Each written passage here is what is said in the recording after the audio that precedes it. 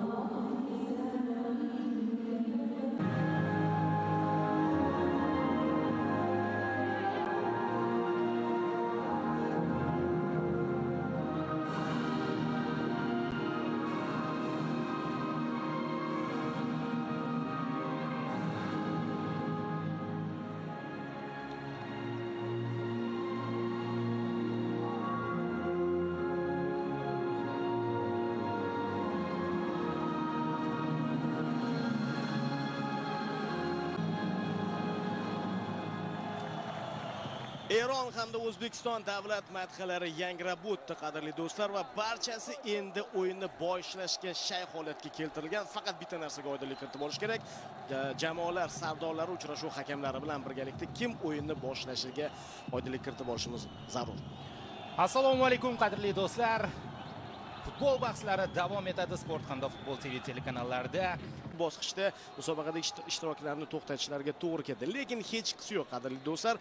Aslida mundialda ishtirok etishimizning o'zi juda katta yutuq, juda katta gap va nasib etsa biz keyingi safar yana ham kuchliroq bo'lib qaytamiz. Buning uchun bizda barcha narsa yetarli. Yurtimizda so'nggi paytlarda juda ham ko'plab hukumat darajasida qarorlar chiqarilmoqda va qavviy qulayliklarga ega bo'lgan Milliy futbol markazi va kuni kecha mamlakatimiz rahbari yangi Toshkentda yangi stadionning yana ham kuchliroq avlod bilan o'sha jahon chempionatiga borib, yana ham yaxshiroq natijalar bilan ishtirok etishimizga zamin yaratadi.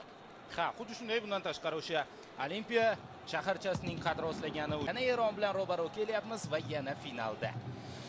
Bir-birini juda yaxshi bilgan, bir-birini chuqur o'rgangan va oxirgi paytlarda juda ko'p to'qnash kelayotgan ikki terma jamoaning 3-o'yinini o'tkazmoqdamiz. Birinchisi Jahon chempionati saralash doirasida safardagi o'yin 2-0 hisobida g'alaba qozonayotgandik, 2-2 bo'lib qoldi. Keyin Kafa Cup'da biz 1-0 hisobida muvaffaqiyatga erishdik. Mana endi Align International Cup'da finalda Eronga qarshi bahsni boshladik. Xuddi shunday o'yin start oldi. Hozir mana bu tarkib nuqtai nazaridan bo'lsin, natijalar nuqtai nazaridan bo'lsin, bu yog'iga endi biz favoritga aylanib boryapmiz. Hozir mana bu yerda ehtiyot bo'lish kerak. Abduvohid Ne'matov atayin to'pga tegingani yo'q va futbol mamlakati sifatida e'tirof etilyapti. Jahon o'yinni davom ettira oladigandek emas. Eronga yutqazayotganimiz yo'q. Hatto yutgan o'yinlarimiz bu yerda penaltilar seriyasiga ko'ra muvaffaqiyatga erishib finalga chiqib keldi. Lekin iloji boricha ikkala tomon ham maydon markazini qo'lga olishga harakat qilmoqda, lekin katta tavakkal qilayotgani yo'q. Biz chap qanotda bo'shliqqa ega bo'lmoqdamiz, oldinga qarab yurmoqdamiz. Bu Abduqodir Husanov out ishlab oldi. Muhimi bu bermadi. Husanov ham universallashib boryapti. Manchester Cityda o'sha olib qo'yish mumkin. Olib qo'ydi Eldor, lekin eronlik futbolchiga yordam yetib keldi. Eldor Shomurodov zarbasi! Kutilmaganda kelib qoldi to'p, lekin yana zarba. Amrobekov.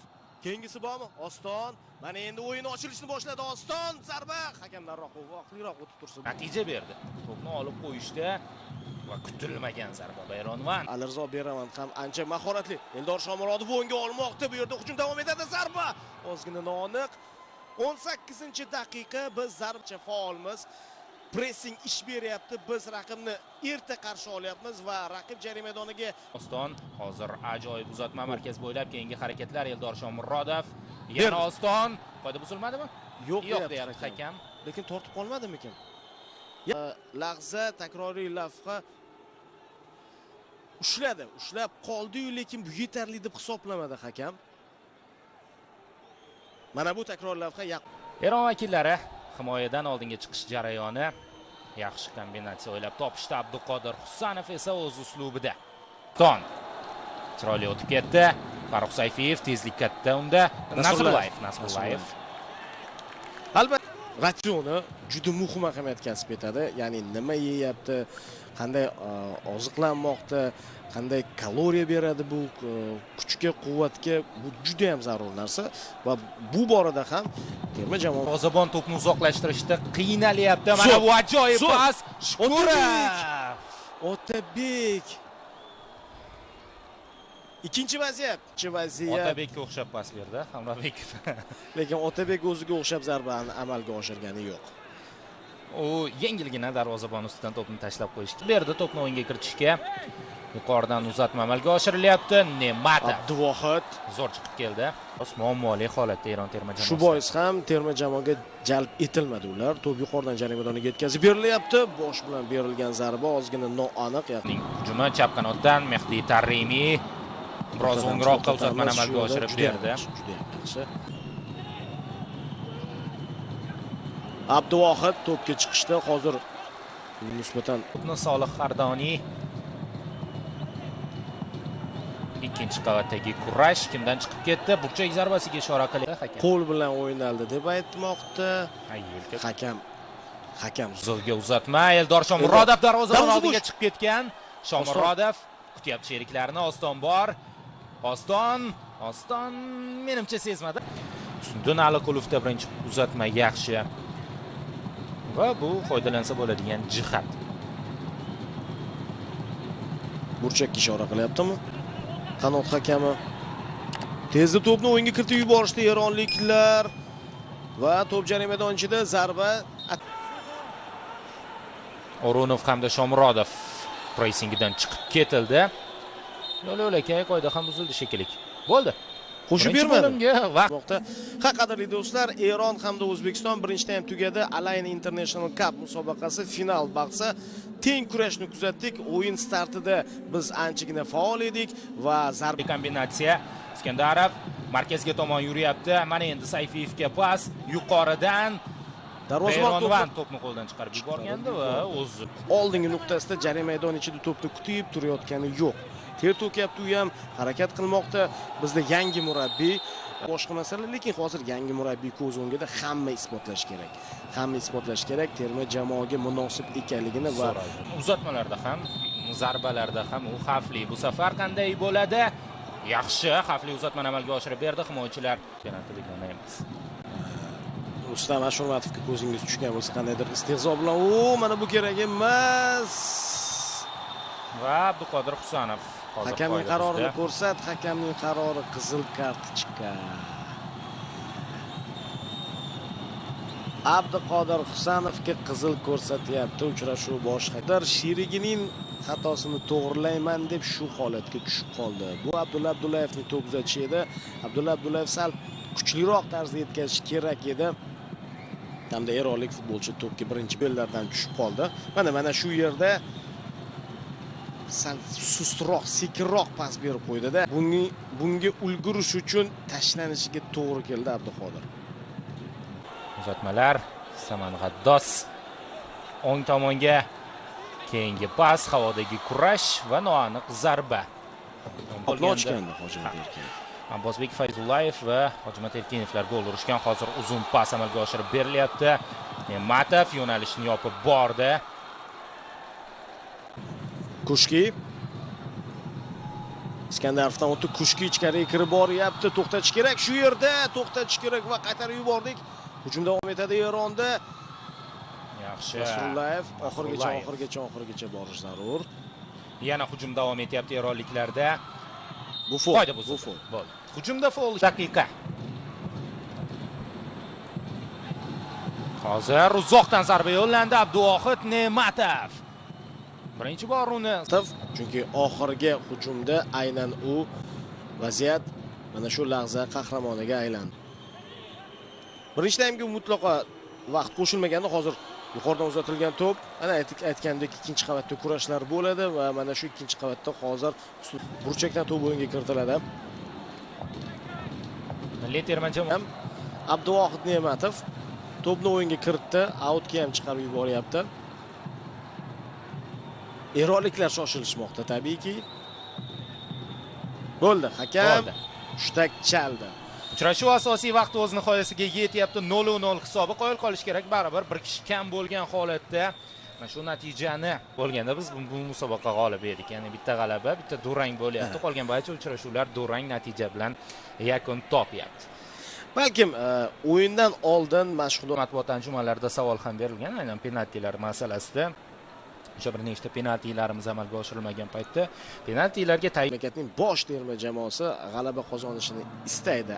Hamma shuni xohlaydi, lekin penaltilar seriyasi olishlari va keyinchalik o'sha tajribani terma jamoamizga kirib kelgan holatda qo'llashlari. Mana shunisi eng natijaga u qadar ahamiyat berishmaydi. Muhimi o'sha yerda bo'lish, ishtirok etish. Ha, o'zi o'tgan natijalar Misrdek jamoani o'tgan o'yinda mag'lub etishimiz. Omer Nurafkonga bu ham muhim. Hushtak chalindi, ruxsat berildi. Chiziqqa turib oldi Abduvohid. Nurafkon chap oyoqda zarba beryapti. Topganda yo'nalishni topdi. Men qaytardi deb o'yladim. Chunki ovoz ham keldi-da o'sha qo'lga tekkanligi. Ammo tan olish kerak, zarba kuchlilik qildi. Terma jamoamiz yetakchisi Sardori Eldor Shomurodov boshlaydi bizda penaltilar seriyasini. Eldor to'pni o'rnatyapti, Alirizo Beranvan. Yaqindagi Bashikshahir safida 90+ daqiqada gol urib, penaltidan jamoasiga muhim ochkolarni keltirgandi. Ruhiyati ajoyib darajada. Hozir ham uradi mana shu zarbani, golga aylantiradi Eldor. To'pga yaqinlashyapti. Zarbani amalga oshirdi, aldadi. Bu ham darvozabonlarda bor narsa. Demak, Gorbani va Abduvohid markazga debdi bu safar. Eronlik o'yinchi Muhammad Gorbani o'ng tomonni ko'rsatdi Iskandarovga. Chalg'itishga urinyapti. Hozir qaytardi Beran.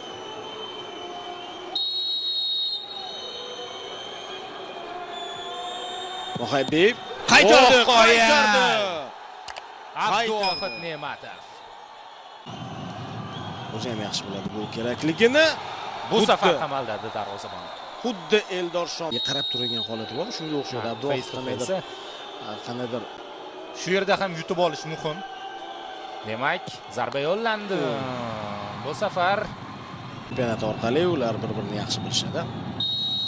Ashurmatov, Beranvand. Zarbasi aniq. Juda ham aniq. Milad Muhammadiyev, Abduvohid Ne'matov. Milad zarbani amalga oshiradi. Ne'matov qaytardi. Qaytarish tuguri mahkam ushlab oldi. Bilan o'ynashga harakat qilish bizda bu narsa muvaffaqiyatli chiqdi. Ammo eronlik futbolchi emas, Akmal Mazgavoy. Ha, shuning uchun ham Abduvohid bir hazillashib oldi. Ular do'stlar, ular jamoadoshlar sobiq va endi Akmal Mazgavoy hal qiladigan palla so'nggi zarba bo'lishi mumkin. Urinishni amalga oshiryapti. Zarba gol! Bo'ldi. G'alaba. Yutdik. Eron terma jamoasini yana mag'lub etyapmiz. Ketma-ket ikkinchi kim. Biz bu o'yinning anchagina qismida 10 kishi bo'lib o'ynadik, seriyaga yetib keldik va mana bu g'alabani qo'lga kirityapmiz. O'ynadi, o'yinning boshidan oxiriga qadar, lekin darvozamizni ishg'ol eta olgani yo'q. Bu juda ham muhim narsa, juda ham muhim faktor. Chunki Eron darajasidagi jamoalar odatda bunaqa holatlarni qo'ldan chiqarib yuborishmaydi. O'tgandek avvalroq boshlangan to'lqin oxirgi 2 yilda natijalar yuzaga kelishni boshladi. Biz mevasini olishni boshladik va mana shunday turnirlarga bizni taklif etishyapti. Biz g'olib ham bo'lamiz. Va bu g'alabalarimiz davomli bo'lishiga barchamiz ishonamiz. Tabriklaymiz mana shu yutuq bilan barchani muxlislarni, futbolchilarimizni. Line Cup musobaqasi, Cafe Nations Cup musobaqasidan so'ng endi xalqaro maydonga, ya'ni boshqa mamlakatga borib bu yerdagi turnirni ham g'olib sifatida yakunlayapmiz. Bu yangi bosh murabbiy uchun ham o'ta muhim jihat.